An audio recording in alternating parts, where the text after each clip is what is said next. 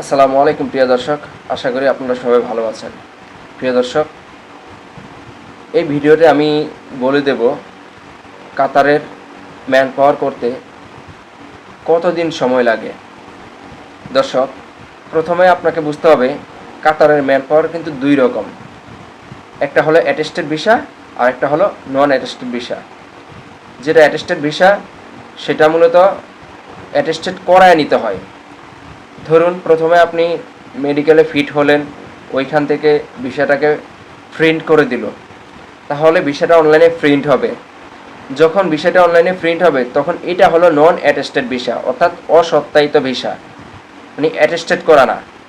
তো আপনি ভিসাটাকে অ্যাটেস্টেড করার জন্য আপনি যেই কোম্পানিতে যাবেন, বা আপনি যদি কাতার থেকে থাকেন, আপনার যে লোককে আপনি নিচ্ছেন সেই লোককে যেই কোম্পানিতে আপনি ঢুকাবেন বা চাকরি দিবেন, সেই কোম্পানির একটা প্রতিনিধি অথবা কোম্পানির মালিককে দিয়ে আমাদের বাংলাদেশি যে এম্বাসি আছে কাতারে যে বাংলাদেশি এম্বাসি আছে বা দূতাবাস আছে, সেখানে নিয়ে তারপরে ভিসাটাকে নিয়ে গেলে তারপরে সেখান থেকে অ্যাটেস্টেড করে দিবে।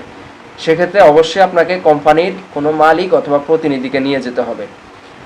তো যখন আপনারা সেখানে নিয়ে যাবেন তখন কাতারে অবস্থিত বাংলাদেশি যে দূতাবাস আছে তারা ভিসাটাকে অ্যাটেস্টেড করে অনলাইন করে দিবে। তো আপনাদেরকে একটা অ্যাটেস্টেড ভিসা কপি দিবে, সেটা আপনারা আমাকে দিবেন এবং তারপর অনলাইন হয়ে গেলে আমরা ম্যান পাওয়ারটা সাবমিট করতে পারবো। তো যদি ভিসাটা অ্যাটেস্টেড করতে পারেন সেক্ষেত্রে আপনার ম্যান পাওয়ার হবে 1.5 থেকে 2 দিনের ভিতরে অথবা 1 দিনের ভিতরে।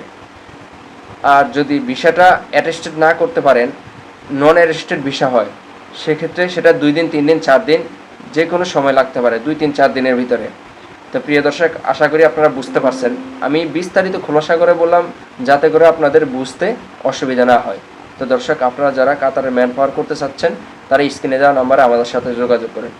আমরা বাংলাদেশে দীর্ঘদিন যাবৎ ম্যান পাওয়ার করে যাচ্ছি এবং বিশ্বস্ততার সহিত ম্যান পাওয়ার দিচ্ছি। তাই আপনারা নির্দ্বিধায় নিশ্চিন্তে আপনার ম্যান পাওয়ারটি পেতে আমাদের সাথে যোগাযোগ করুন। ধন্যবাদ। আসসালামু আলাইকুম।